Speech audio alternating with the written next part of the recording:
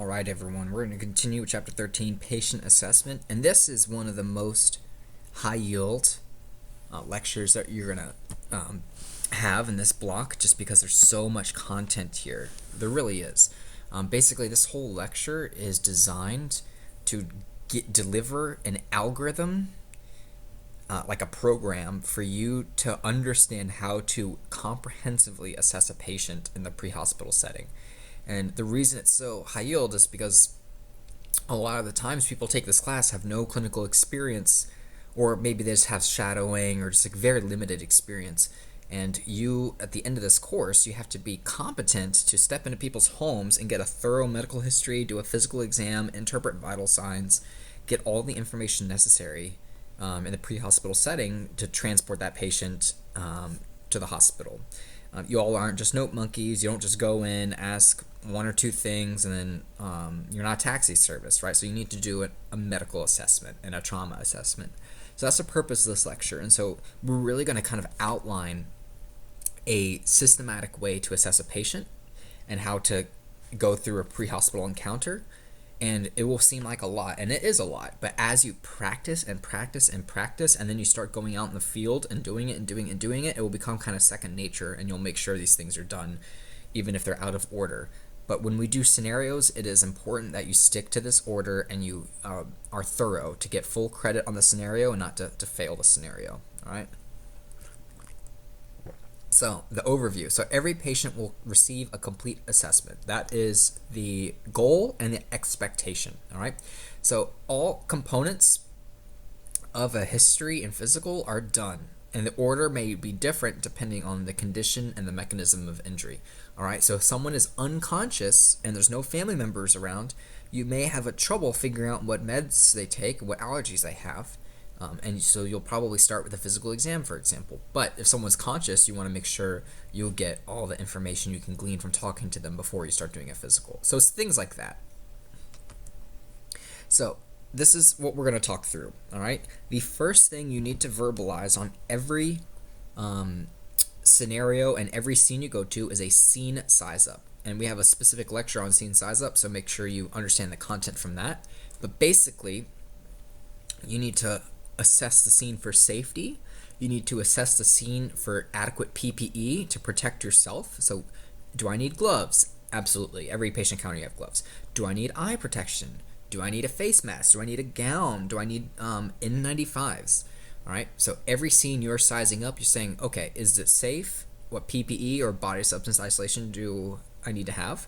What are the number of patients, especially if it's a trauma like a car accident and there's multiple people walking around? Or like a mass casualty, you need a number of patients. You need to consider additional resources.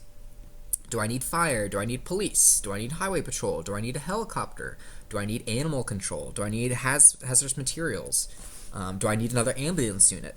And that should be commensurate with the amount of patients you have or just everything else going on in the scene. So scene safety, BSI, number of patients, additional resources. Then you should also consider if you need to control cervical collar, cervical spine, stabilization, and then also the mechanism and nature of illness. All right, so mechanism of injury and nature of illness. We call that MOI, NOI. Basically, your scene size up starts as soon as you get into the truck for a dispatch, and it is a continuous process throughout the entire call. All right. So when you are driving down the road and the dispatch comes out and says 32-year-old male MVC on I-40, your scene size up starts there. Even if you're far from I-40, you should be thinking, oh, well, they're a young adult. It's an MVC, so I'm going to probably need police. So let's go ahead and dispatch police. We're going to probably need fire, so let's dispatch fire. Some scene safety concerns we're going to think about. Well, we need to park downstream from the wreck and make sure we have cones in our traffic vests. So scene size up really starts when the dispatch comes out and kind of expands as you get closer to the wreck. Once you arrive on scene of a call, it's a continuous process. And safety, just to emphasize that, safety is a continuous process as well. The second thing you do on every scene, the the first time you come into contact with a patient, you need to perform a primary assessment. All right, a primary assessment is designed to identify and intervene for life-threatening problems. All right, so you've probably heard ABCs for like a CPR class, or maybe you took lifeguarding, ABCs, and that's basically a primary assessment. In EMS, we do a little bit of an expanded primary assessment where we take MABCs. We do mental status, airway, breathing, circulation. All right, so that's kind of a category. So the first category is scene size up. The second category is a primary assessment, and we'll walk through these in a little bit. The third category is a secondary assessment. This is to identify non-life threats. There are three components of a secondary assessment. There's vital signs, there's a history, so that's sample and OPQRST. We have a lecture specifically on history and vitals, and then the physical exam. And you can do a focused physical exam to the complaint that they have. So for example, if they're conscious and stable and they say, my belly hurts, you can do a focused belly exam. However, if they are unconscious or their medical complaint is large and complex, you need to do a full physical exam. That's a head to toe. All right, especially if it's a trauma patient. You don't want to miss injuries, so you do a full head to toe exam. So there's two kind of flavors of physical exam, and we'll talk about that. The fourth category, once you do a primary, then a secondary, is a continuous reassessment, right? We're not a taxi service. We don't take someone from point A to point B. We have them under continuous medical supervision. So once you complete your full primary, secondary assessment, you're continuously reassessing that patient all the way to the hospital until you discharge your care into the care of someone of equal or higher training, all right? So as you reassess, you repeat a primary assessment. That's your MABCs, your mental status, airway, breathing, circulation. If they're stable, you reassess it every 15 minutes. Same with vitals. If they're stable, you reassess every 15 minutes. And if they are unstable, you reassess these things every 5 minutes. Now, a caveat is if they have an acute change and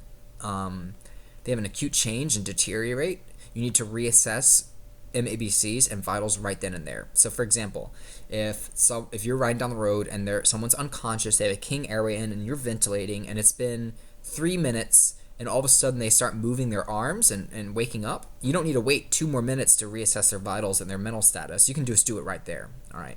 So in general, if they're stable, primary and vitals every 15, and unstable, primary and vitals every 5. Unless there's a change, then you just reassess the change. In addition, if you perform any interventions like putting the patient on oxygen, giving the patient a medication, splinting the patient, doing some bandaging, you should reassess those interventions before or after you do them as well in a regular fashion to making sure that they are stable and improving. The kind of fifth thing, on the way to the hospital, you're reassessing the patient, but then you also communicate to the hospital. You do a hospital call-in. And this skill takes time to practice because you need to condense all the information in like a simple 30-second, maybe 45-second call-in. And it can be very challenging for students to do this, but it just takes practice. And then the last thing, once you discharge your patient, you need to complete your documentation. The patient encounter truly doesn't end until that patient chart is signed and uploaded to your network. All right. You do a lecture on documentation. There's kind of two formats to do documentation. Most frequently, you'll see chart, as that stands for chief complaint, history, assessment, treatment, and then transport. And then sometimes you'll see chart E, with E is everything else. So extraneous things. So I'll defer your communication or your documentation information until you take that lecture later.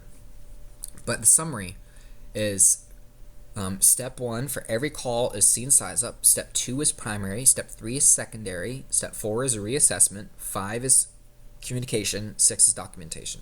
So every call goes through that form every time. So you need to memorize this order and memorize the components of that order. But now we're going to go through each component and make sure we expand on it. So scene size up. These are the things I just mentioned on the previous slide, and there's a lecture on scene size up. But basically, you always do scene safety. I would almost put scene safety before BSI, because if a scene is not safe, you're not going to be really worrying about putting gloves on. You're going to be leaving that scene. So scene safety, BSI, which is body substance isolation, also called personal protective equipment. Sometimes students just say scene safety BSI. and then the order of these four things doesn't really matter. But you need to remember all the four things, all the six things here. You need to memorize them. But the first order really is scene safety, BSI, and then the other four as long as you remember them. Mechanism of injury or nature of illness. So is this a car accident? Is it a car versus bike? Is it a car falling off a bridge? Is it a baseball bat? Is it a gunshot? Or nature of illness is for medical calls. Is it chest pain? Is it altered mental status? Is it trouble peeing? Right? So you need to, on the way to the call, you'll get dispatch information. You'll learn about some brief information about the NOI or the MOI. Number of patients. That's especially important for additional resources. So if I have 5 patients, I can't take all 5 in my ambulance. I'm going to need more ambulances. If I'm on a car wreck on the interstate, I'm going to need highway patrol. I'm going to need police and fire department. And then also consider C-spine. Am I going to need to control the cervical spine of this patient?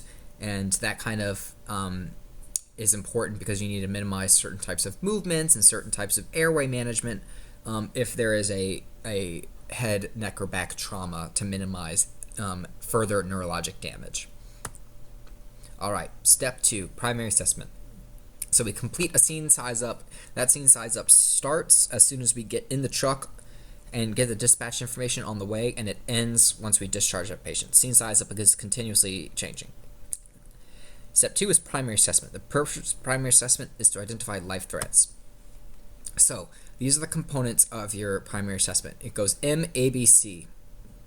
And then the first thing is general impression. All right. So as you perform a primary assessment, you walk up and you form a general impression. What does this patient look like? Like this patient right here. He kind of looks sick, right? He's tripoding. He has pursed lip breathing. He's not looking at you. So I can already tell that this patient looks sick compared to other patients. All right. Then you assess mental status. Mental status is, are they alert?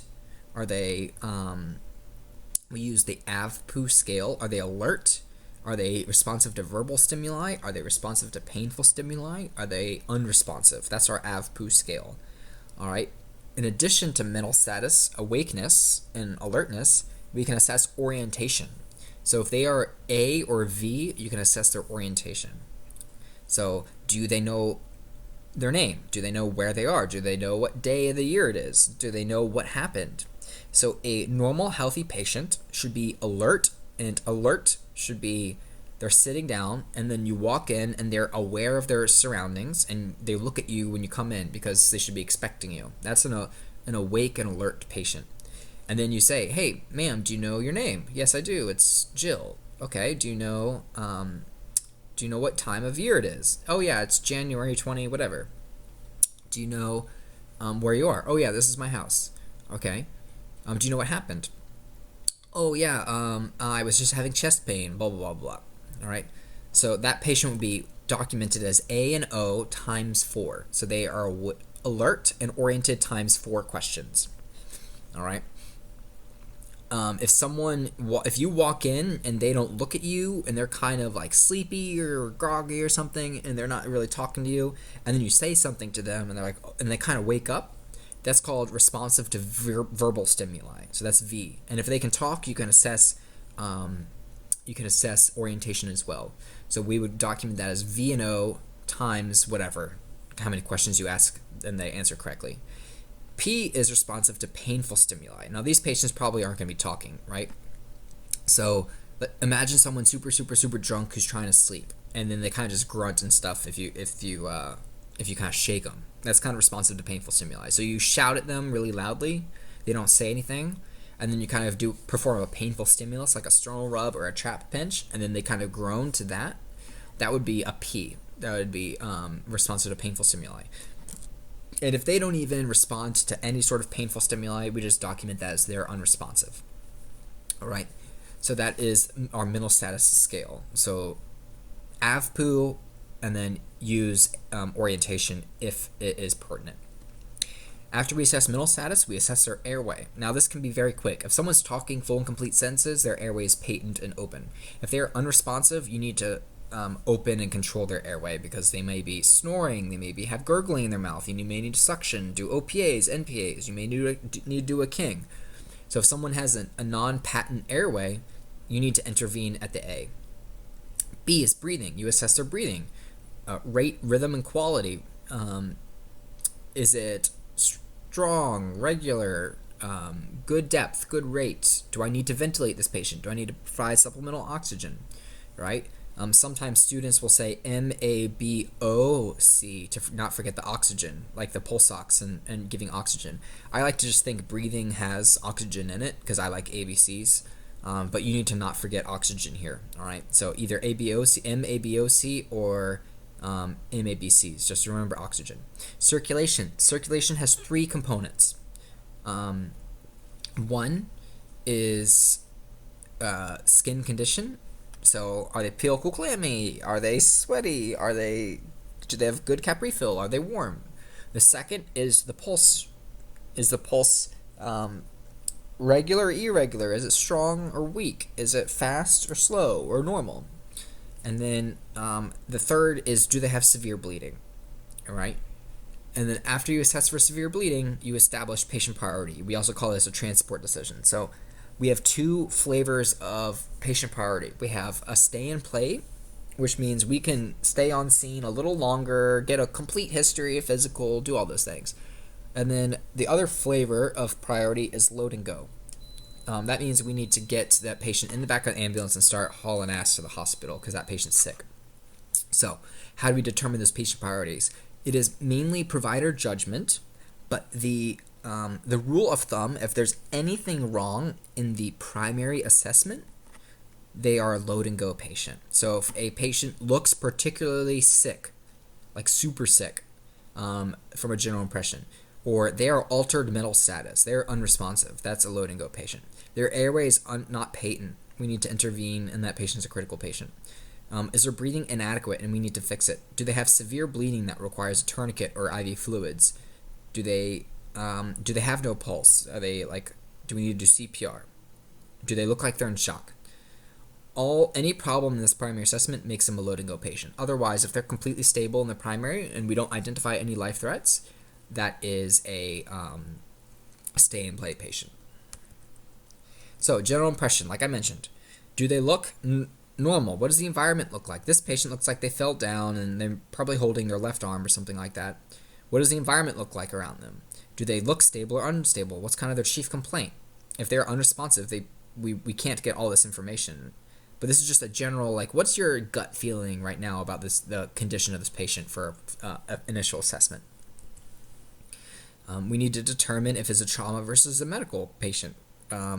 Not all patients fit nicely into two different boxes, right? Some patients may have a trauma because of medical complaints going on. So, for example, someone may get into a car accident and hit their head because their blood sugar was low and they were losing their mental status as they were driving. So some patients can be both, all right?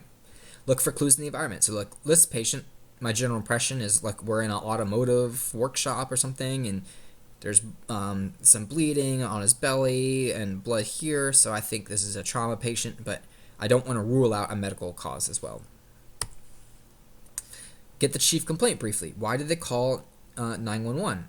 The original complaint may not be the chief complaint. So, for example, maybe they called 911 because they stubbed their toe, but when you get there, they're actually having a lot of chest pain, and they're just, calling 911. Sometimes there's a lot of communication errors with 911, so the complaint over the dispatch may not be the chief complaint when you get there.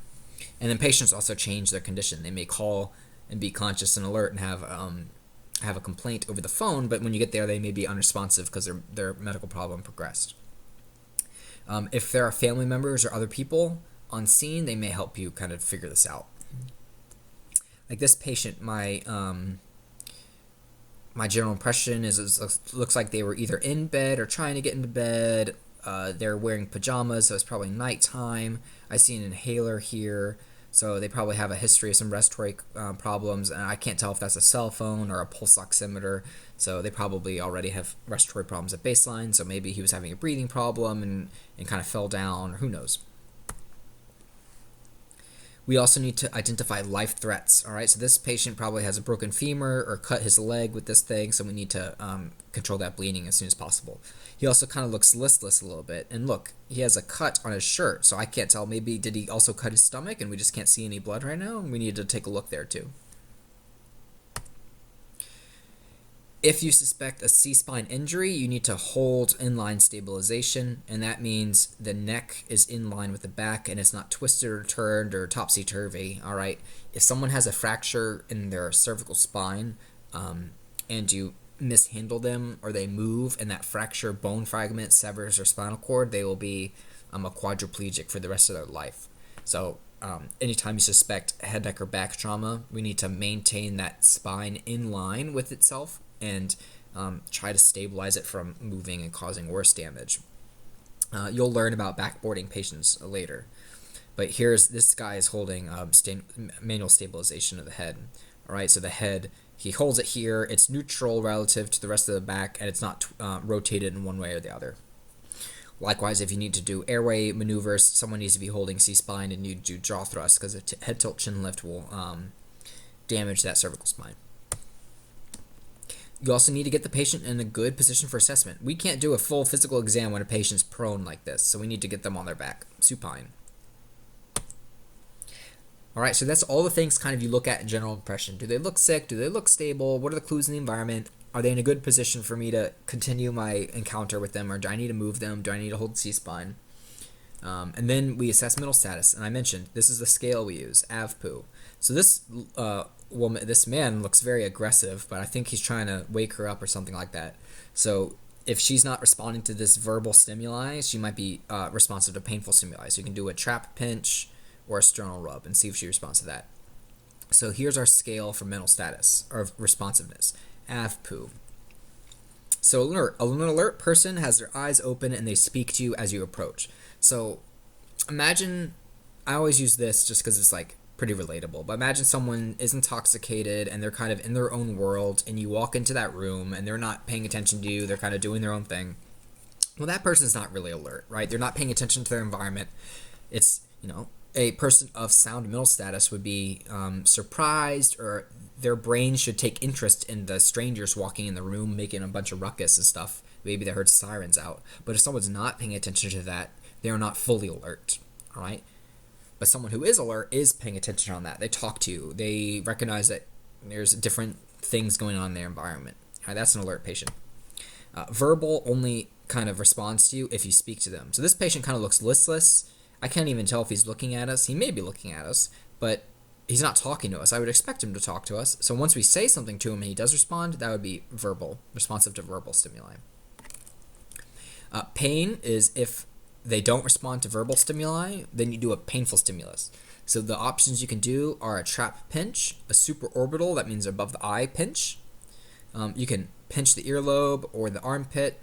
You can do a sternal rub. Sometimes if we think people are like faking a seizure or something like that, or faking unresponsiveness, we'll pick their arm up above their head and drop it. And if they keep their arm extended above their head to prevent themselves from hitting their head, they are not fully unconscious because they wouldn't have the muscle tone to keep it there. So that's kind of a little trick people do. Sometimes you can use ammonia capsules to try to put it under someone's nose, and if you ever smell an ammonia capsule, it is very, I wouldn't say foul, but it is striking, the smell of an ammonia capsule. And so if they don't respond to that, they're not responsive to painful stimuli either. So you try a little painful stimulus. If they don't respond to that, they are unresponsive. All right. You'll learn, when you learn the Glasgow Coma Scale, you'll learn how to qualify localization versus withdrawal from pain, but you can do a little bit more fine-tuning of your painful stimulus assessment. There's other things you need to take note, and this will come up later when we talk about head trauma, but if someone is posturing, which means they are moving their body in a certain way and consistently doing it, that is posturing. So there's two types of posturing. There's flexion posturing, where all the main muscle groups are flexing, and then there's extension posturing, where all the main muscle groups are extending. So you can see the ankles are flexed inwards. I would expect maybe the legs to be lifted off of the ground maybe a little bit. The wrists are flexed, the forearm's flexed, the arm is flexed, the neck is flexed a little bit, you can see compared to the extension, and then versus extension. So this is called decorticate, decorticate, decorticate, and this is decerebrate, decerebrate, decorticate and decerebrate posturing. And how to remember that is this person is flexing to the core and this person isn't. So that's decorticate and decerebrate. If they don't, if this would be considered posturing, this would be responsive to painful stimulus, because you would provide painful stimulus and they kind of posture in this way. So you would say P, and then you can specify decorticate or decerebrate, or they just kind of grunt or something like that. These are types of painful stimuli responses. And then unresponsive is someone who doesn't even posture or doesn't even make a noise or doesn't even talk at all to a painful stimulus, right? These patients are super high priority. You might say, oh, couldn't they just be sleeping? Well, no, like if you shake someone who's sleeping, they'll wake up, right? So these patients are super sick.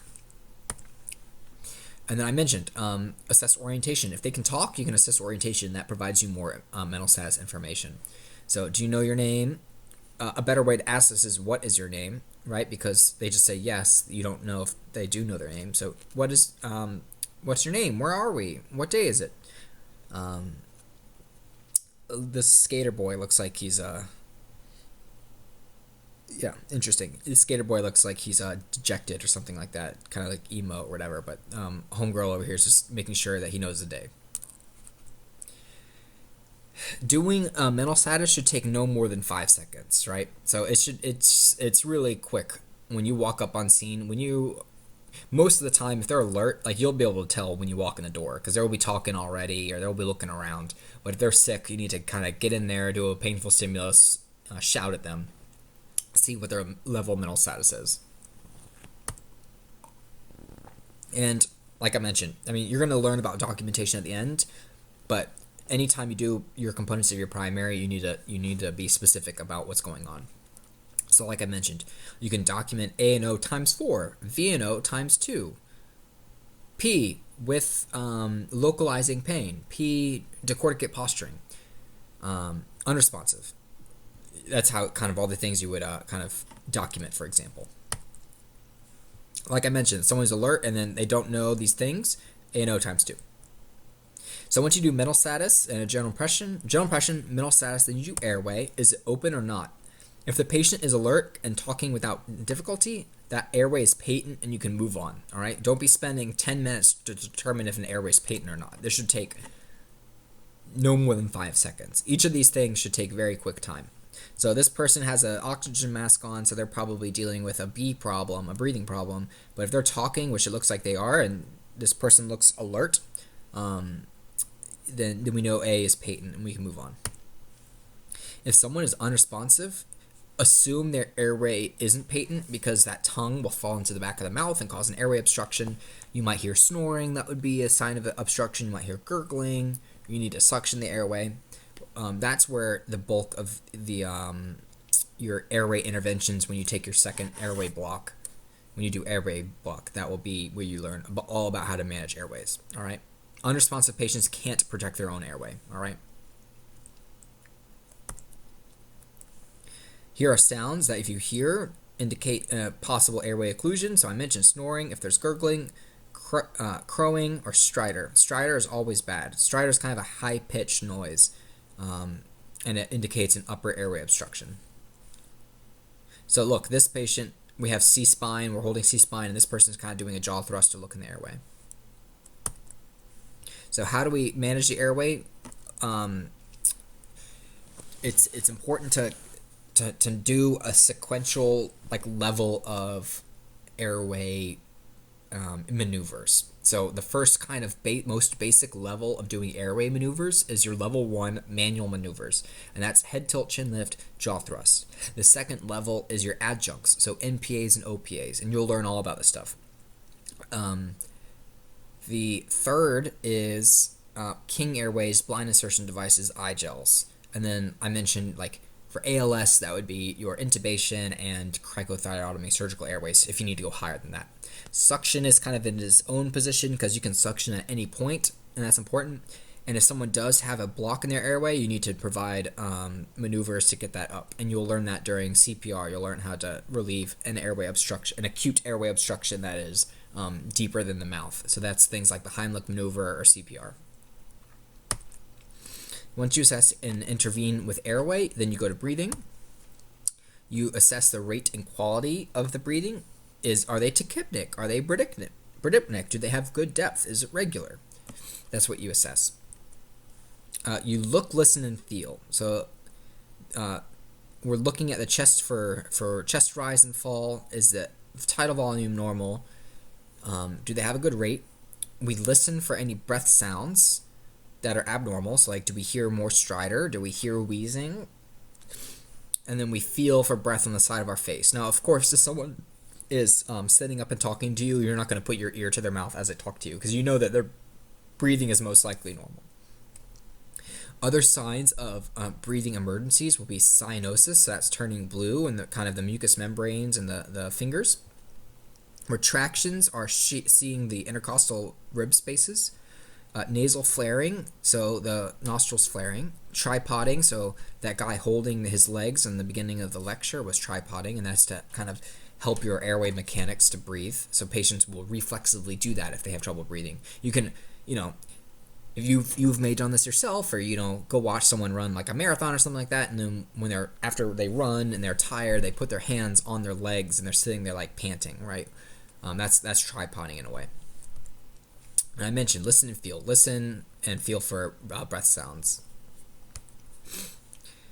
Like I mentioned, A, B, O, C, or you can just remember O is a component of B. So you assess oxygenation status in B, or you assess it separately, depending on your preference of mnemonics. All right. So give someone a pulse oximeter, figure out the baseline pulse oximeter before you intervene with oxygen. All right. Now, oxygen is a drug. It has indications and it has kind of contraindications. We don't withhold oxygen if someone has trouble breathing, but their pulse ox is 98%. Well, maybe that pulse ox is incorrect, right? Just treat the patient, not the monitor. All right. Devices can fail, and if someone looks like they're having trouble breathing, oxygen won't really hurt them if you give it. So, when in doubt, give oxygen. And you'll learn during the airway module all the different delivery devices you can use. If a patient is responsive and they have adequate breathing, but they're ill or injured, you could consider oxygen if it's indicated. All right. If someone has chest pain, they may be, or they have a breathing problem, but they might be having adequate breathing. Like their rate and depth may be normal, but they complain of subjective shortness of breath, you can consider giving oxygen. If at any point during a breathing assessment, the rate or tidal volume is inadequate, you need to give a BVM and ventilate that patient, all right? Or if they show extreme signs of distress. So their breathing is super labored, there's retractions and cyanosis, but their rate is good. Well, no, that patient probably still needs to be intervened. We talk about pulse oximetry, so 95% is what we're shooting for. You can give a little bit like a nasal cannula. If they're alert and they're not really super distressed, you can just give a nasal cannula because that gives between 2 to 6 liters per minute. And so it's not a super amount of oxygen. But if they are having trouble breathing, you can do a non-rebreather, or you need to maybe ventilate that patient with a BVM. So that's A, B, O. Now C, circulation. So we look at the pulse. Right? It's hard to see because this guy's shirt's in the way, but you assess the pulse. If they're unconscious, you should always go to a carotid pulse because that's the most strongest pulse you'll probably feel. All right. Determine, is the pulse there? What's the approximate rate? Is it strong? Is it regular? Is it irregular? Is it irregularly irregular? Assess all the things about the pulse. You don't need to get a precise rate. You just need to kind of get a guesstimate of the rate. Remember, you're not counting the rate. So you're kind of doing does it feel normal? Does it feel super sketchy and out of whack during a primary assessment? When you take a full set of vital signs, that's when you do the rate, okay? Now, it takes time and practice doing primary assessments on sick and not sick people to kind of get a gut feeling of what is normal on a short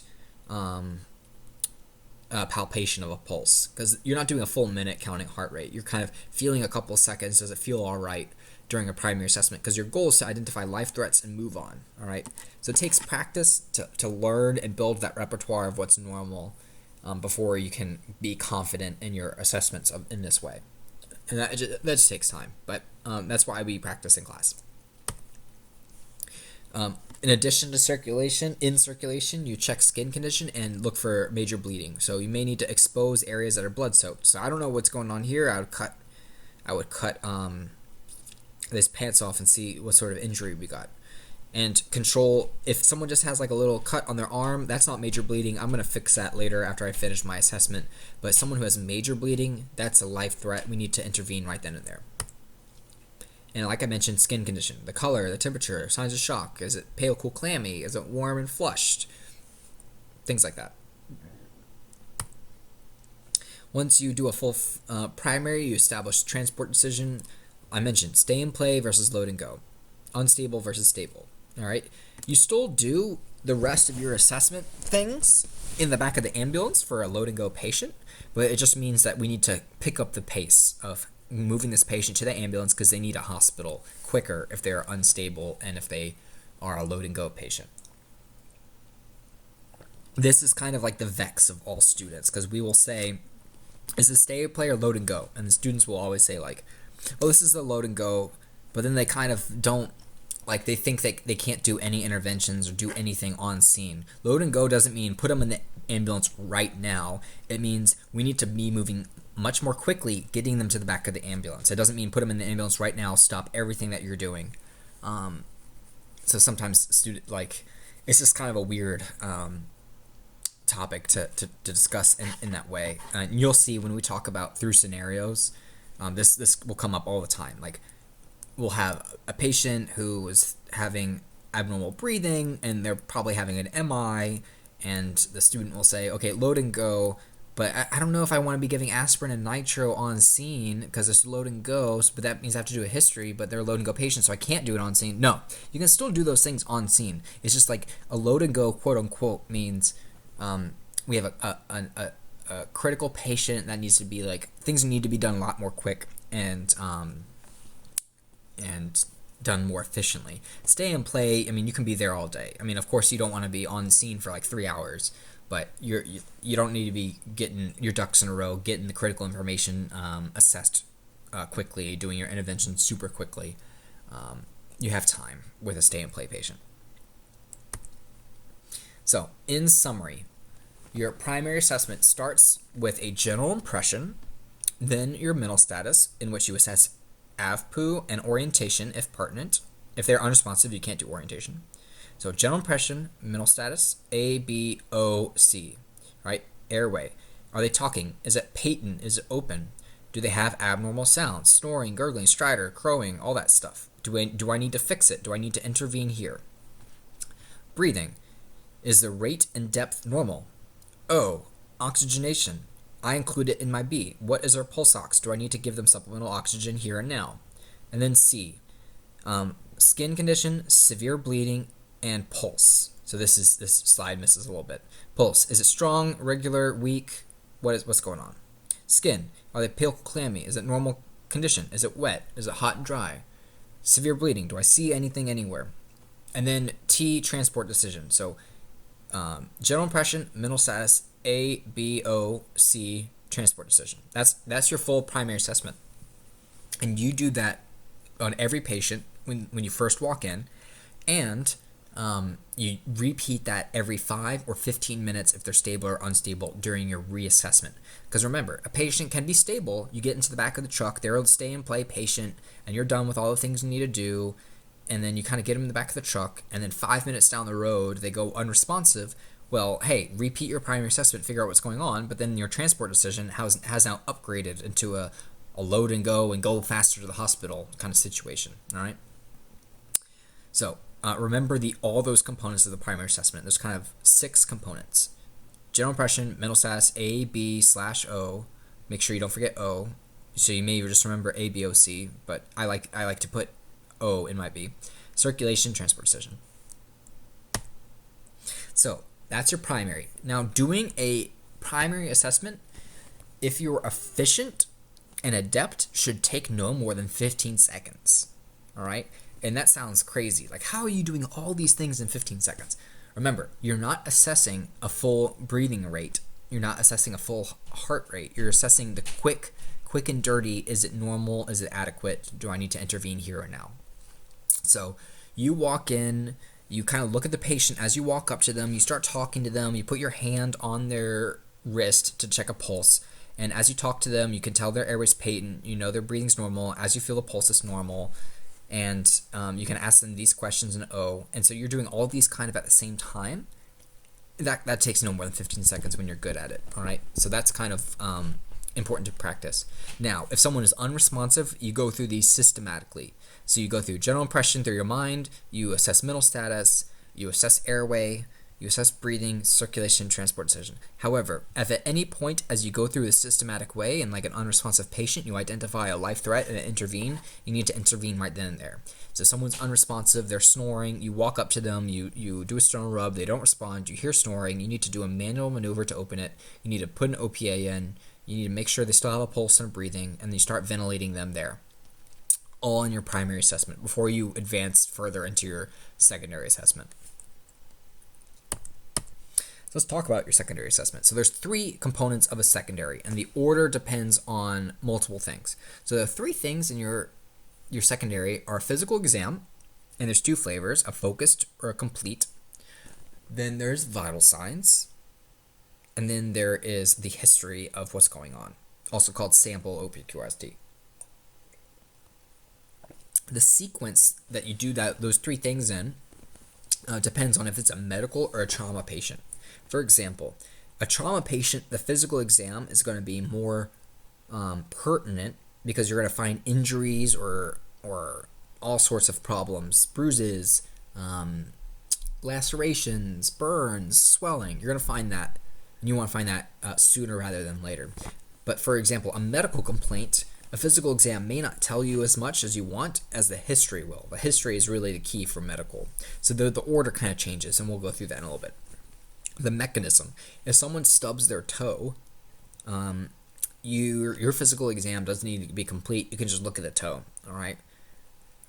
But if they fell off a 20-foot ladder and they're unresponsive, you need to do a full head to toe. Don't miss any single part of their body, all right? If they're unresponsive, like I mentioned, or if they're altered, you need to do a full physical.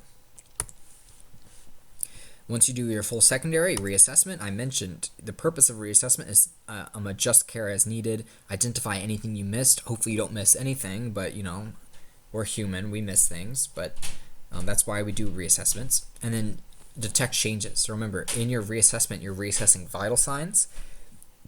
And so if you get serial vital signs, you'll start noticing trends with the vitals. Look for the change in condition. If someone starts getting their mental status starts deteriorating, start becoming unresponsive, hey, maybe they're losing blood somewhere. Maybe they have just lost their airway. Maybe they're not perfusing their brain or having a breathing problem. And the reason we do reassessment and repeat the primary in the reassessment is to identify some of these things too. Sometimes you may identify a missed thing on scene. They may complain of a new symptom. So like that person who stubbed their toe, you do a focused physical on their toe. There's nothing there. You put them in the back of the ambulance, and then as you start bumping down the road, they say, oh, actually my belly hurts a little bit. Oh, well, now they have a new symptom, so now I need to redo a physical exam and do a belly exam. And adjust emergency care as needed. So you can give repeat medications, and you'll learn that during your medical block. You can change the oxygen. If you put them on a nasal cannula and you put a pulse ox on them and you reassess vital signs and their pulse ox has actually gotten worse, then you can upgrade your oxygen delivery to like a non-rebreather or something. So the things you need to do in a reassessment: repeat the primary, because that's the quickest thing, right? No more than 15 seconds.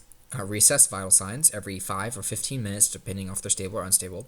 Check your interventions. If you splinted them, make sure the splint is intact. If you put them on oxygen, make sure your SATs are good and their breathing's okay. If you gave them a medication for pain, for example, if say you gave them ibuprofen for pain, see if their pain's improving or if it's worsening.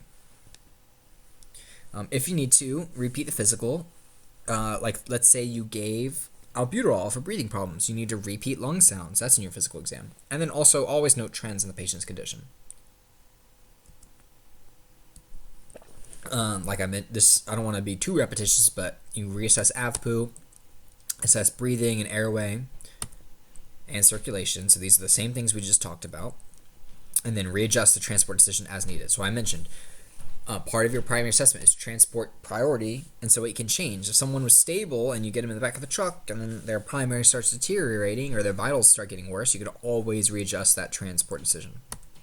It's not transport decision means multiple things. It means lights and sirens. Do we need to change destinations? Like if someone was going to a smaller hospital and they start all of a sudden complaining of severe chest pain and their signs shows of a heart attack, we shouldn't be going to that smaller hospital. We need to go to a STEMI center, for example. So transport decision can always change. Vital signs, I mentioned this every 5 minutes. In critical, unstable patients, every 15 minutes for a non-critical patient. And as with everything, you reassess it and you intervene if you need to, reassess it continuously. If we need to reassess physical exam, you can readjust and include new areas if they have a new complaint, for example. And check interventions. If we gave an intervention, are we getting what we want? If we're not, we can adjust treatments as necessary. So this is a chart of having all the components in the order of what you need to do things, all right? And you need to memorize this. So I would print this out. Lynn has a blank copy on Sakai. You can print it out and practice filling up all the spots. Okay. So this has almost all of the things. So there should be communication documentation at the bottom here. So this would have all 6 components. So the first thing is scene size up, and then you can write on the side the 6 things you need to assess in scene size up. So that's scene safety, BSI, number of patients, mechanism of nature, C-spine, additional resources. So you should practice. All the subcomponents of scene size up should go next to it. Then after scene size up, you do primary. Now what were the 6 things? So there's 6 things for scene size up. What are the 6 things for primary assessment? Oh, it was general impression, mental status, airway, breathing oxygenation, circulation, transport decision. Okay, so then the order of your secondary changes depending on if it's a trauma or a medical patient. And in the subdivision, if they're unresponsive or responsive. So over here, unresponsive, responsive, unresponsive, responsive. In addition, for trauma, if it's a significant mechanism such as they fell from a large height, they were ejected from the vehicle, it was a bad car accident, if someone just stubbed their toe, they're responsive and they have no significant MOI, we can do this over here. But if they're unresponsive or they were ejected from a vehicle, for example, like the mechanism is significant, then you do this order, okay? So this significant MOI, there are guidelines for what is considered significant, and you'll learn that during your trauma block, but it's also provider judgment. So if something just seems not right, you can always do it in this order. On the medical side, if they're unresponsive, you do it this order, and then over here, if they are responsive, you start with your history. So this is kind of simple. It looks complex, but your secondary is always your physical, vitals, then sample for 3 out of the 4 situations, all right? And that kind of makes sense. If it's a trauma patient, we need to do a physical first, because a history is not going to give us as much information that is critical compared to a history, right? So a physical, like if they were in a car accident, we need to be looking for injuries. Like the history kind of matters, but really we're looking for injuries. So that's kind of the first thing we do. And then the history last. So trauma exam, vitals, then sample. Likewise, for a medical complaint, we probably can't even get a sample because they're unresponsive, right? So we start with our physical, see if we can figure out what's going on, then do vitals and sample. The only time that kind of order changes is a responsive medical patient, because that's where the history really is high yield to figure out all the stuff you need to.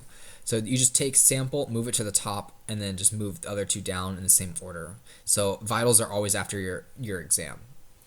So make sure you memorize this order. And it should make a little bit intuitive sense if you talk through why the order exists.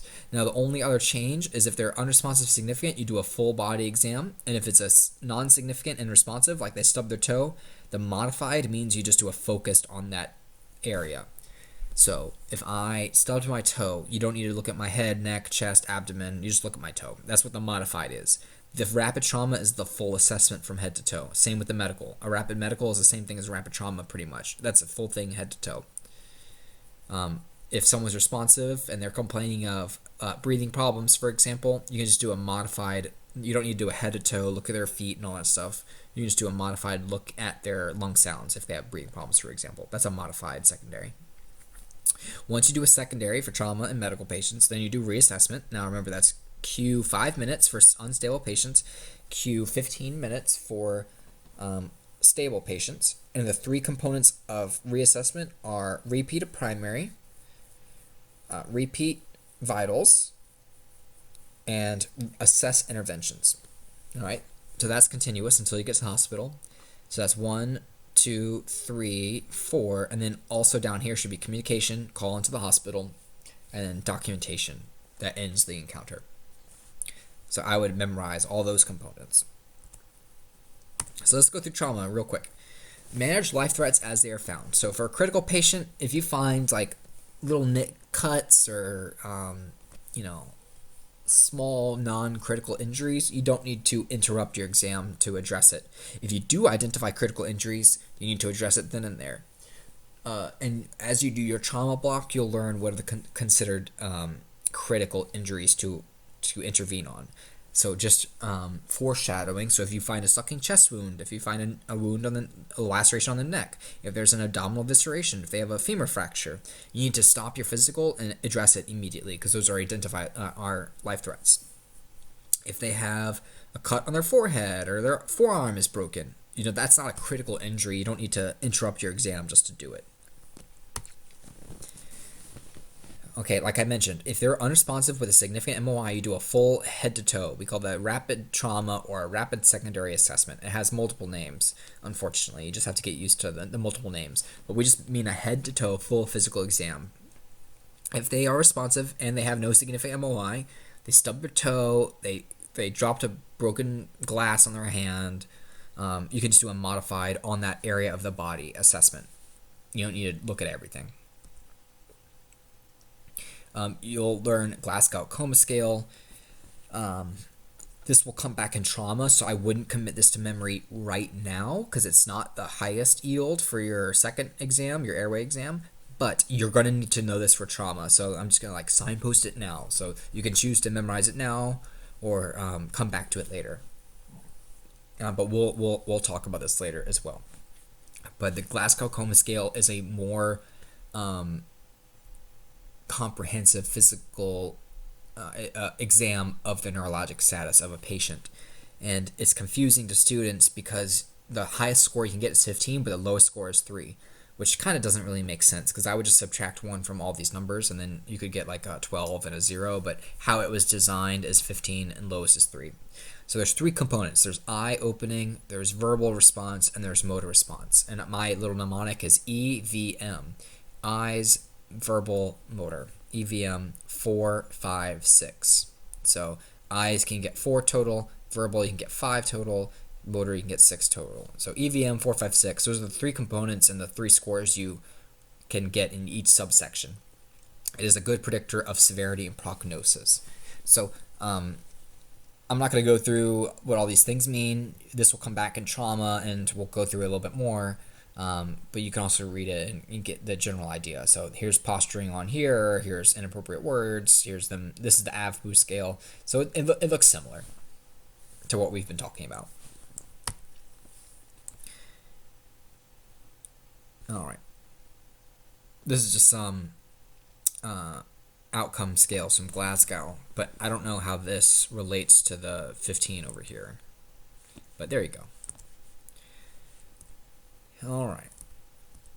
So here's some examples of critical significant mechanisms of injury. If someone was ejected from the vehicle, if someone died in that vehicle, if you go to someone and there's 2 patients in a vehicle, one is dead, that already tells you that the mechanism of injury of that vehicle crash was already significant.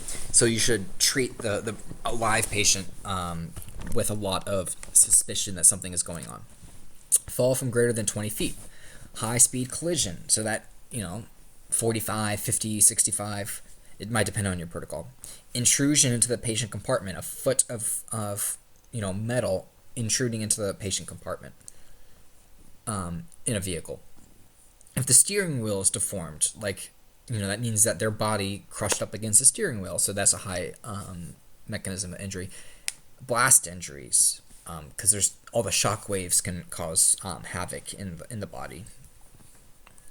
Kids, if a child's unrestrained, if it's a pedestrian versus motor vehicle, so the kid, a bike versus motor vehicle, and the fall greater than 10 feet, or 2 to 3 times the height of the child. So an adult 20 feet, child just remember 10 feet. When you're doing a full head to toe physical exam, you look for this mnemonic, DCAP BTLS, and you must memorize this mnemonic. It's not really a good mnemonic because it's literally just a smattering of letters, but there you go. That's kind of how mnemonics are sometimes. But just memorize DCAP BTLS. Deformities, contusions, abrasions, punctures, burns, tenderness, laceration, swelling. All right, memorize this. On a physical exam, when you're going from head to toe, you are looking for any of these. This is a trauma exam. You also need to remove clothes. This is not the time for modesty. If someone has a significant MOI and you need to go find injuries, you need to remove clothes to look for injuries. All right, you're looking around, you're palpating bones for crepitus, like obvious deformities. You're listening to lungs, you're listening to the belly, all those things. So we'll walk through a head to toe approach. So when we do the head, we're looking at the scalp. Are there lacerations or tears in the scalp? Is there bleeding? We look at the face. Are the cheekbones stable? Is the forehead stable? Is the jaw stable? We look at the ears. Is there blood coming out of the ears? Is there CSF coming out of the ears? Look at their eyes. Do a pupil exam. Are they equal reactive to light? Are they unequal? Is one eye dilated and one eye constricted? That could be a sign of head trauma. We look at the nose. Is there blood coming out of the nose? Mouth. Are there airway obstructions? Are there teeth or bleeding in the mouth? Do we need a suction? So in the scalp, I just went through this. All these things. There's other things you can also look at the head. Raccoon eyes. So that kind of would be ecchymosis underneath the eye. That's a sign of a head trauma. And Battle's sign is a bruise or ecchymosis posterior to the ear. That would be also a sign of head trauma. So when you're doing the whole head, you're looking for these things. I mentioned the eyes. This is raccoon eyes, ecchymosis around the eye.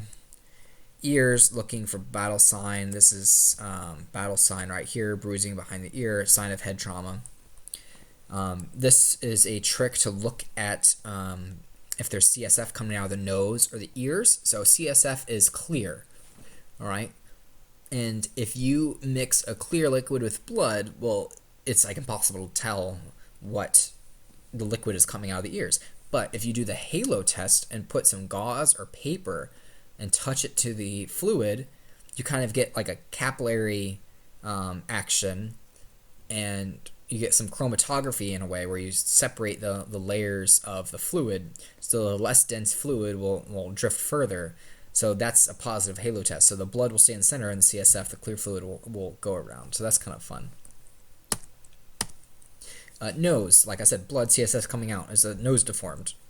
Cheeks, jaw, skin. Make sure the teeth are aligned. Is there blood in the mouth? Is there teeth in the mouth? Of course, the teeth in the mouth. But are they broken teeth? Then we move, after we do the head, and look at all the ears, eyes, nose, and throat, all of those things. Then we look at the neck. We look for jugular venous distension. That can be a sign of heart failure, for example. We look if the trachea is midline. That's called tracheal deviation, if it's deviated from the midline. We look for subcutaneous emphysema. That's a sign of a pneumothorax or a tracheal rupture. This means under the skin air, basically, and it feels like bubble wrap. When you're pressing, you'll feel like kind of crunchy bubble wrap around. That's sub-Q emphysema. You look for wounds, of course, and look for someone's wearing a necklace or like a medical alert tag. This is an example of tracheal deviation. So this is a pneumothorax in which air is in the chest cavity and the lung can't expand in that pressurized air. And so like the pleura are kind of separated from each other. And so this is a collapsed lung. So the chest is pressurized relative to the lung. So when you do that and you get more and more air in the space, the lung will eventually push away from the air and it will bring the trachea with it. So the tracheal deviation will occur away from the pneumothorax. You can also hear this on when you auscultate lung sounds. It'll be diminished breath sounds because air is hard, like this lung can't really inflate compared to this lung. This is JVD, jugular venous distension.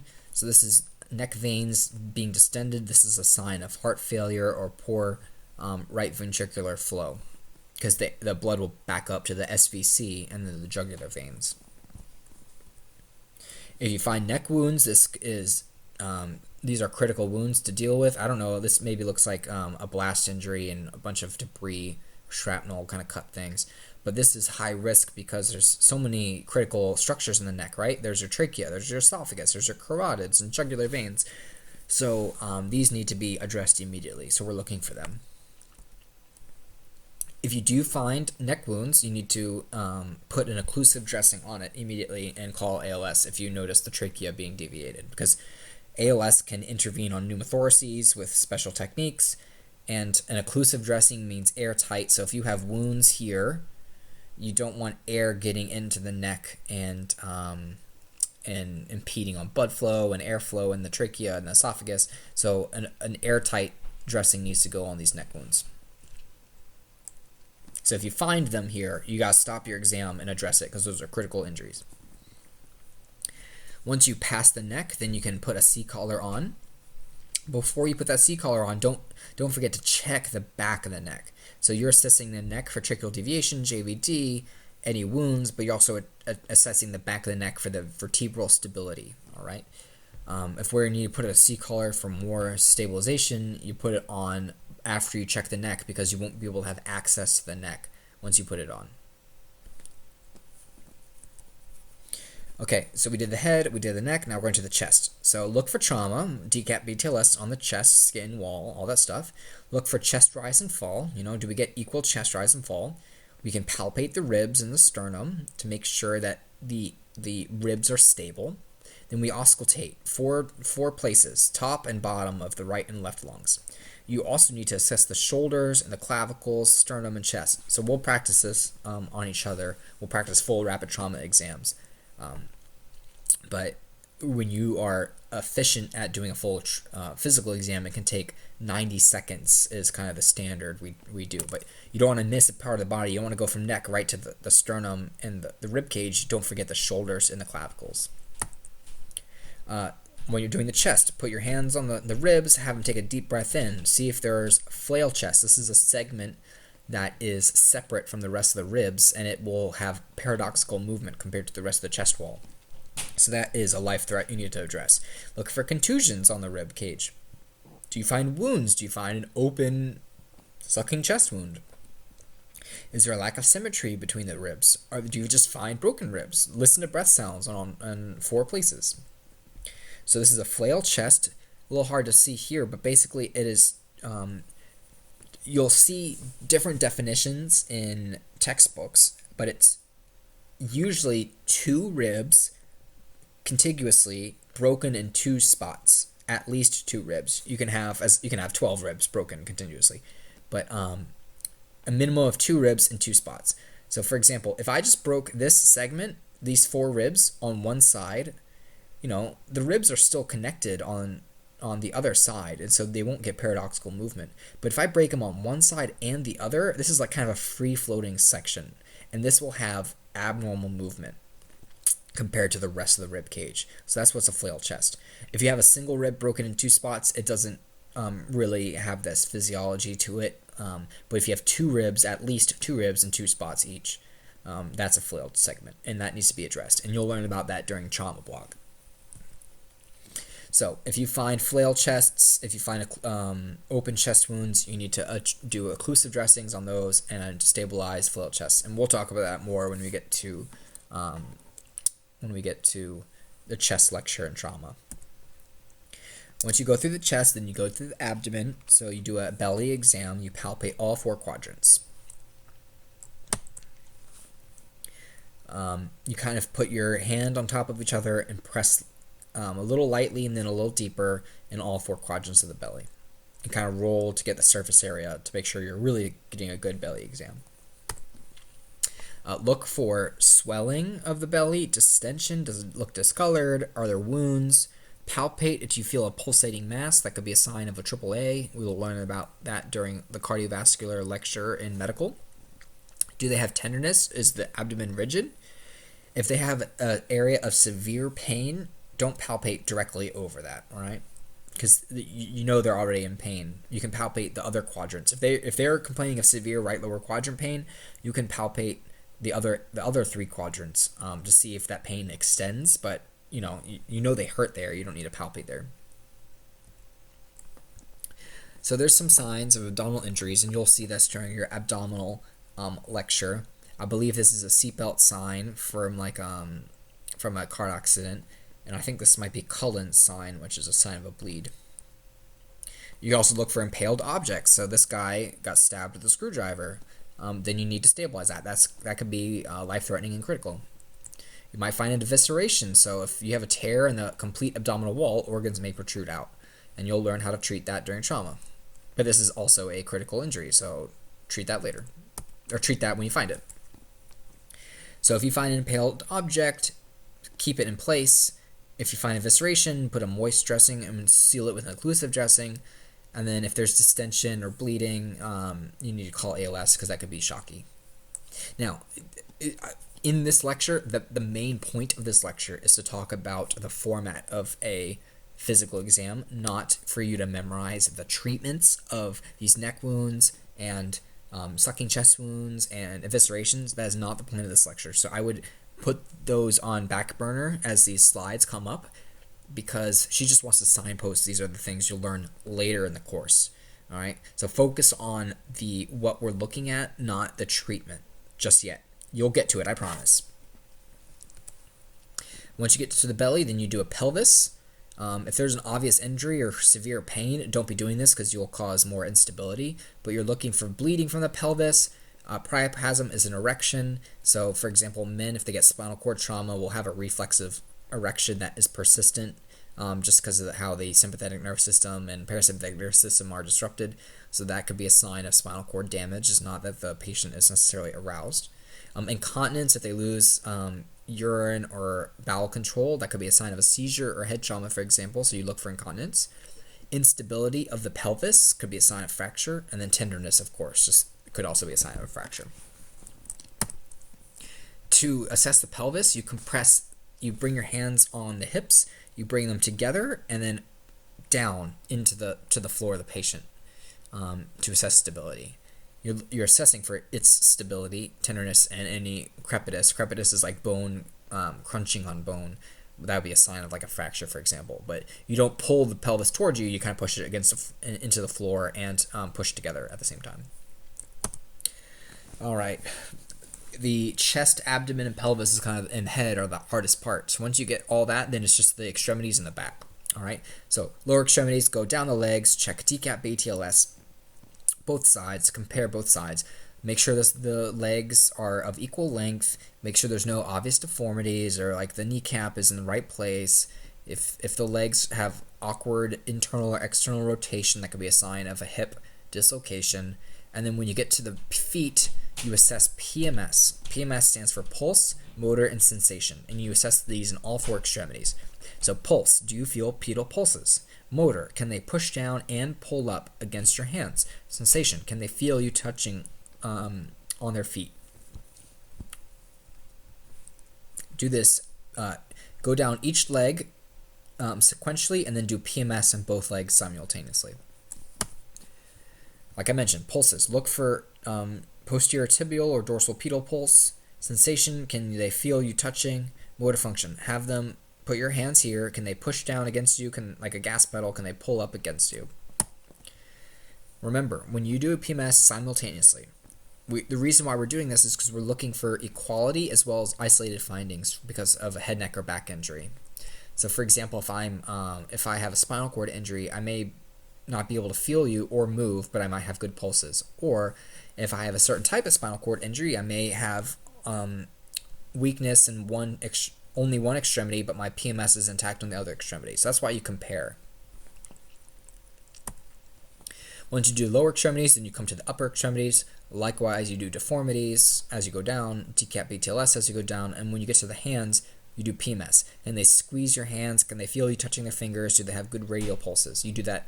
You do each arm sequentially, and then you do PMS in the hands simultaneously. Can they touch? Can you feel a pulse? Have them squeeze. Okay, once we do that, the last thing is the posterior part of the body. So that's the spinal cord, or the vertebral column, the paraspinal muscles, and the flanks of the patient, and the shoulder blades. Don't forget all those components, right? Because if you just feel around the back and not the flanks or the shoulders, you'll miss things. Posterior body, you roll them on the side, look at the thorax, lumbar area, the butt, the back of the lower extremities, palpate the vertebrae. You're looking for deformities, tenderness, pain, wounds, bruising, decap BTLS once again. If they're already secured on a backboard, so this is a backboard. If they're already tied down to this backboard, you're not going to unhook them just to do this exam. Hopefully, you did this exam before you put them on a backboard, all right? If there are supine and they're attached and you need to do a flank exam, you can put your hand underneath them and kind of feel as much as you can. If you find any open wounds on the back, do occlusive dressings. Just because you have body cavities and the thorax can cause pneumothorax if there's a wound there too. So if you find open wounds, occlusive dressings. When you are doing this back exam, let's say this is for a significant MOI patient, we're holding C-spine, we have a C-collar on, we're about to put this patient on the boards to secure them, we're holding this inline stabilization after we do our back exam until we completely secure them to the board. There should be a video in Sakai that demonstrates this trauma assessment, so you can pause and watch it there in complete form. Remember, this whole going from head to toe and the back should take no more than 90 seconds. Now, if that's a rapid trauma exam, that's a full-length rapid trauma exam, and it basically looks the exact same for a full rapid medical exam on an unconscious medical patient. So they're basically equivalent. Now, if we need to do a modified secondary, that's also called a focused physical. That means we focus our exam to that area of the body or organ system. And these are in stable patients who are conscious and not significant MOI. That's this column right here. Basically, where they have the injury, just focus there. And use the same techniques. You're looking for decap BTLS, you're looking for the things above and below, you look for PMS in that extremity. You can always compare one extremity to the other extremity.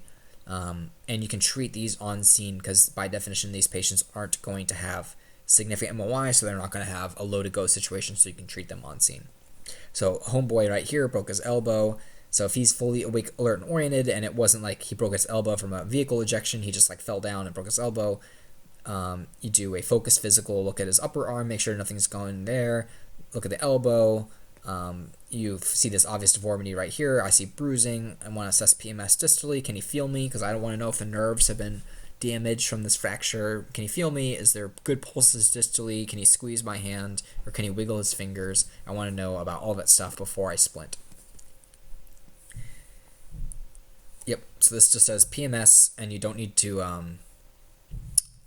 you should compare motor function compared between the two extremities, but you don't need to compare strength. So homeboy right here, if you squeezes really tight, it's going to hurt a lot. So you just want to make sure a motor is intact. So just wiggling the fingers. So you're not squeezing both sides to compare. You're just seeing if this sensation is compared similar to the other and if he can wiggle his fingers. Be aware that patients may have C-spine injuries, but also have distracting injuries. So this is a degloving, it looks like, which means that the skin has been degloved, comes off of the hand. And this is very distracting, right? This patients will freak out about this. You'll freak out about this, but you don't want to be distracted from more serious injuries, such as eviscerations or like a neck injury that is more dangerous. So some conditions can produce sufficient pain to distract patients from a neck injury. So bone fractures, large burns, large lacs, deglovings, crush injuries. Basically, you want to think, oh, their neck is fine because this is the only problem, and you go to move them, and they actually have a neck fracture, and then they get paralyzed. Well, that's no bueno, right? Because your brain can only handle so many stimuli at once. So if you have a distracting injury, you need to be at a high suspicion that there could also be a comorbid C-spine injury. There may not be, but you want to be safe. You should always suspect more injuries than they have. So, for example, that guy who just had the broken elbow, he may have more injuries, but it's not likely. It just depends on the mechanism. So always suspect that there could be more, especially if they deteriorate and if something changes on your physical exam. All right, especially if they have multiple injuries, like, oh, I stubbed my toe, I have a lac on my leg, I have a broken finger. Well, okay, now we have multiple areas affected. I should maybe consider doing a complete full head to toe if you have multiple smaller things, because the fact that multiple things are going on could mean that you're distracted from another thing going on as well, so you don't want to miss anything. So check the whole body. When in doubt, do a complete full head to toe, rapid trauma. Vitals, so once you do your physical exam, whether that's a focused or a complete, then you do a set of full vitals. You do a full breathing rate. So remember, in primary, it's like, are they breathing or are they not? Is it adequate enough? And if it is, keep going. If it's not, we ventilate them. Here, you get a full respiratory rate. Do the 30 seconds or a minute, count it out. Get a full pulse rate. Look at their skin.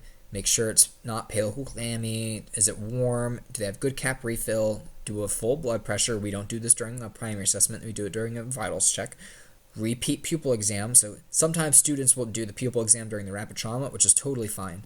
But when you do repeat vital signs, you can recheck pupils. And then also do a continuous pulse ox. Now, your first instance of pulse ox should be in your primary under B for your oxygenation. So this is to assess any changes.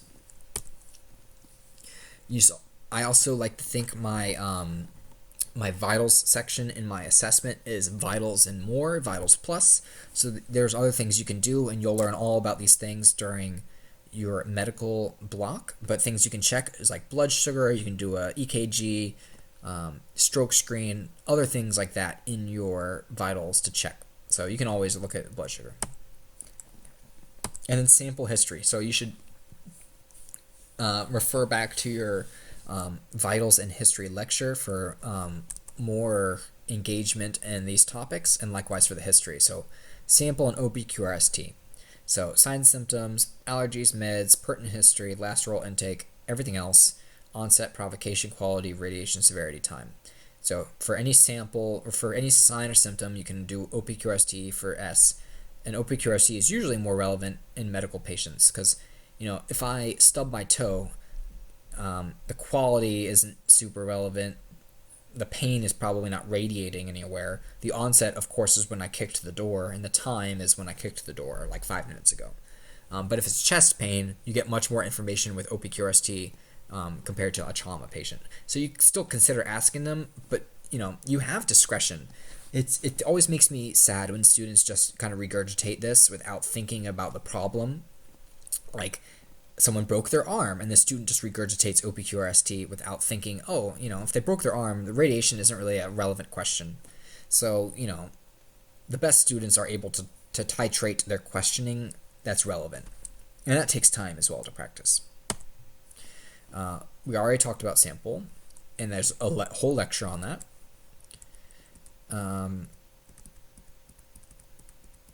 Excellent. So these are just ways to ask it. What meds, what allergies, what's going on, pertinent history. If someone is unresponsive, don't delay transportation because they're unresponsive. That's a problem with the primary assessment. They need to go to the hospital. They're a load and go. Don't sit on scene for 20 minutes with this person who's unconscious trying to find someone who knows the patient to get history. However, if as you're loading and going, someone is available to give a history, try to get it as much as you can. The history taking shouldn't interfere, though, with your assessment.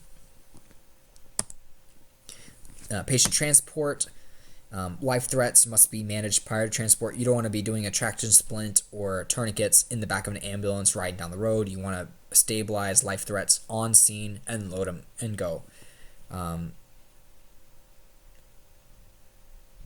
If there's a pelvic fracture or femur, you need to treat that on scene. Don't be doing elbow splints necessarily on scene.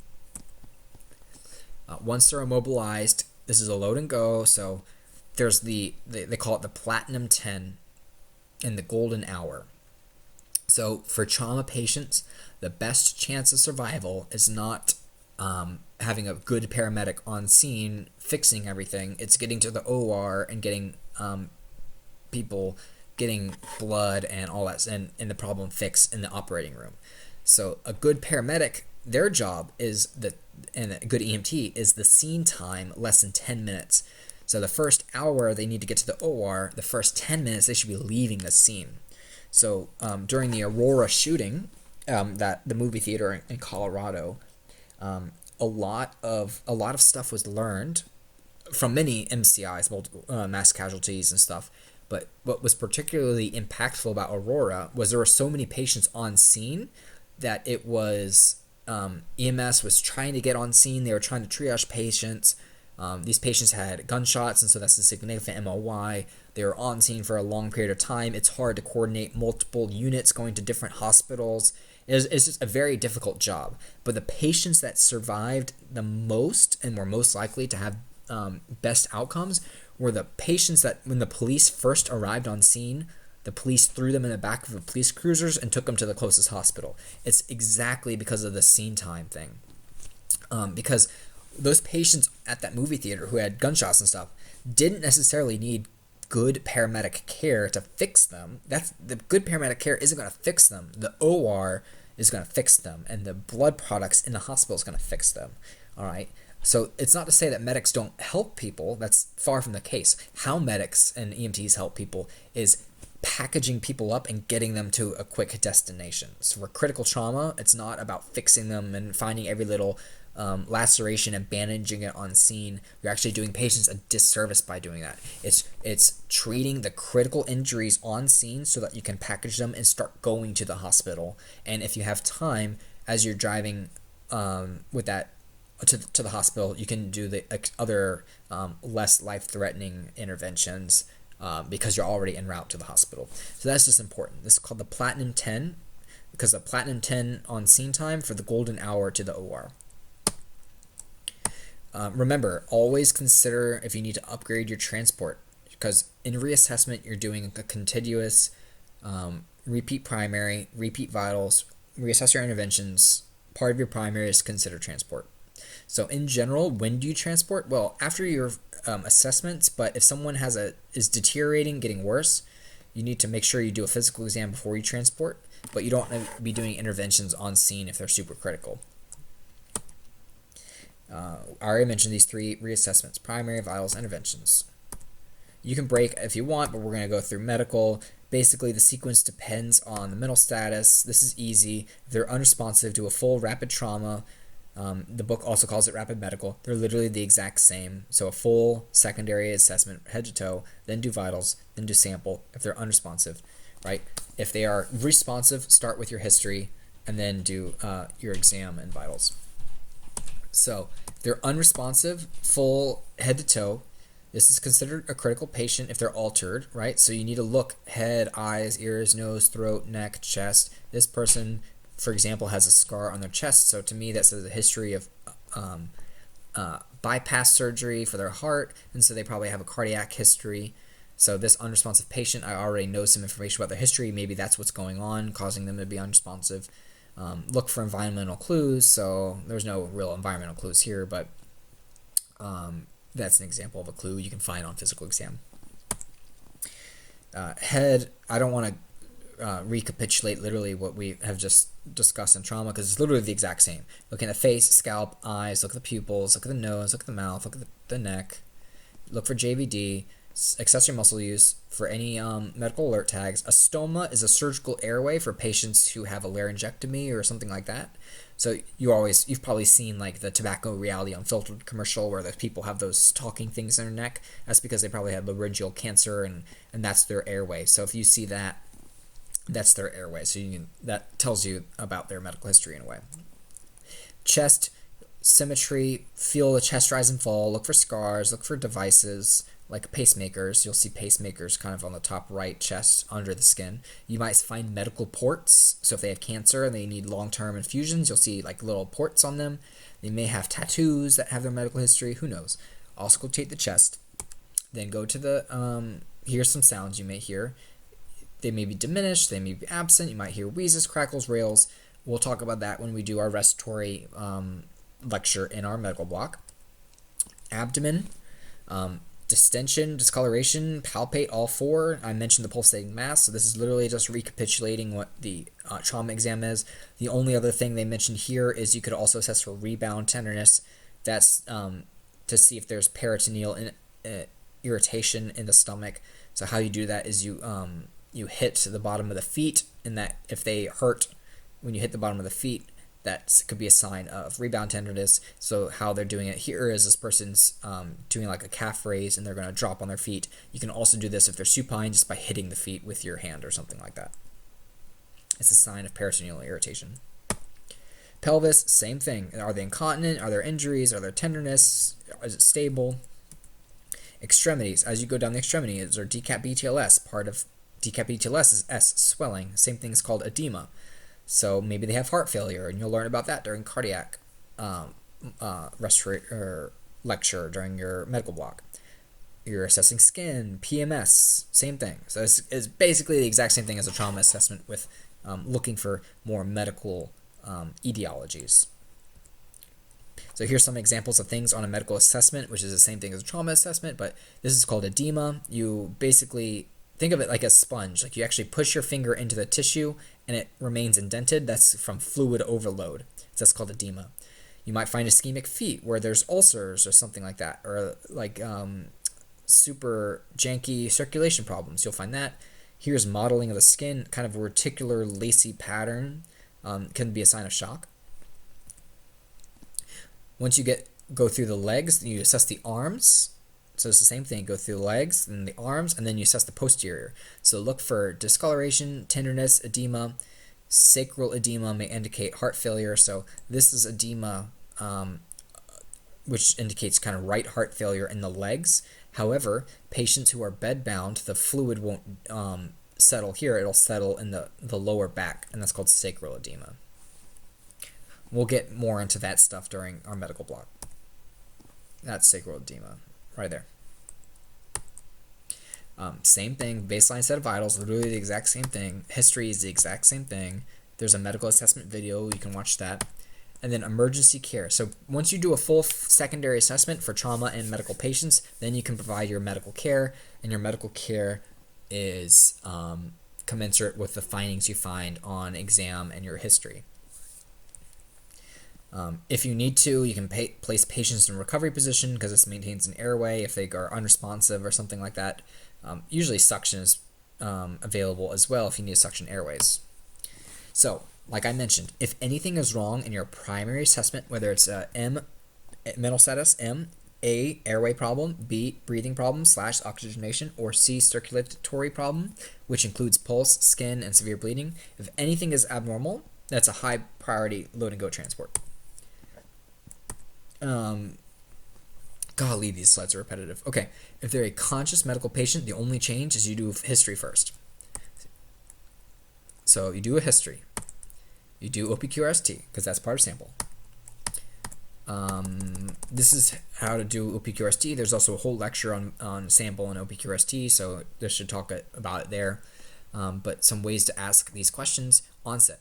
When and how did it begin? What were you doing? Was it sudden or gradual? Provocation. What makes it better or worse? Quality. How would you describe it? Is it sharp, burning, pull, stabbing, dull? Radiation. Doesn't move anywhere. Don't ask patients if the pain radiates anywhere. They're going to look at you like you're crazy. All right? But does the pain move?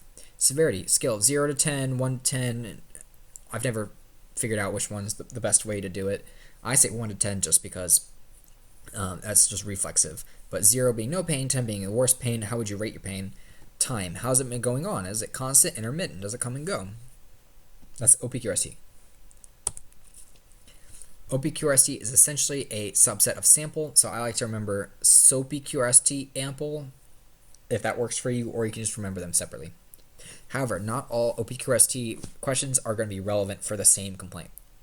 For example, and this is hard for students to wrap their head around, but it's just until you get more exposure to the medical block and going through scenarios and seeing patients, it'll become more apparent.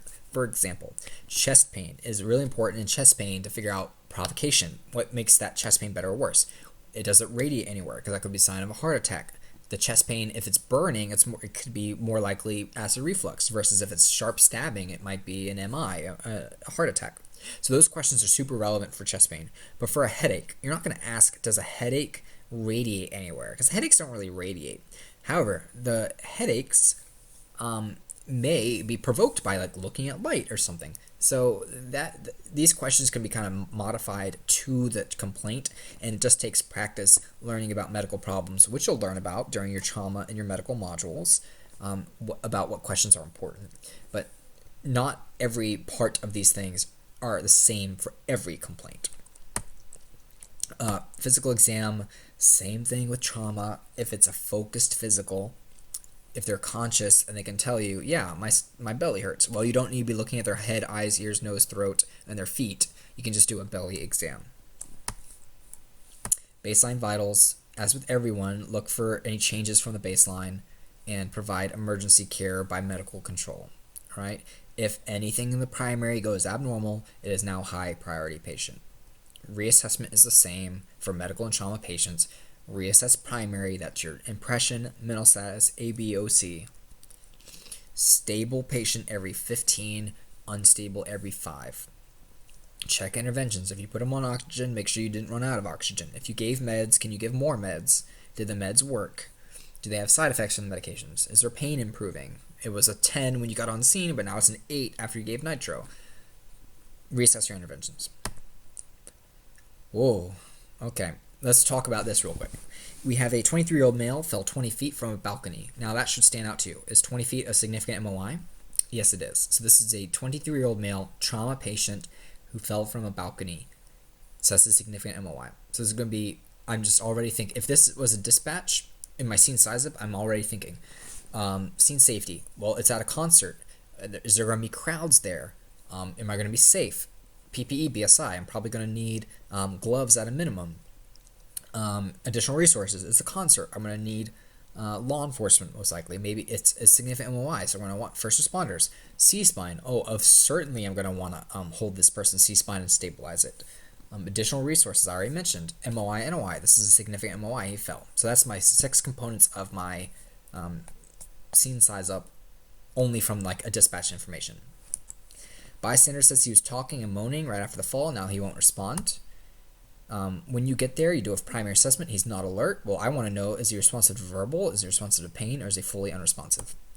He has blood coming out of his mouth and ears on physical exam. So I'm worried about maybe he has a skull fracture. Can I look for bowel sign? Can I look for raccoon eyes? Can I do the halo test for CSF coming out? His left arm is angulated and obviously fractured. Well, this is a less critical injury compared to this head trauma, right? So this may be a load and go patient that I splint his arm on the way to the hospital because I'm thinking about my platinum 10 to get him to the hospital as soon as possible. Because a fractured arm in a critical patient is not super critical to me. The injuries that are critical are more important, right? If I have time, I can always splint it.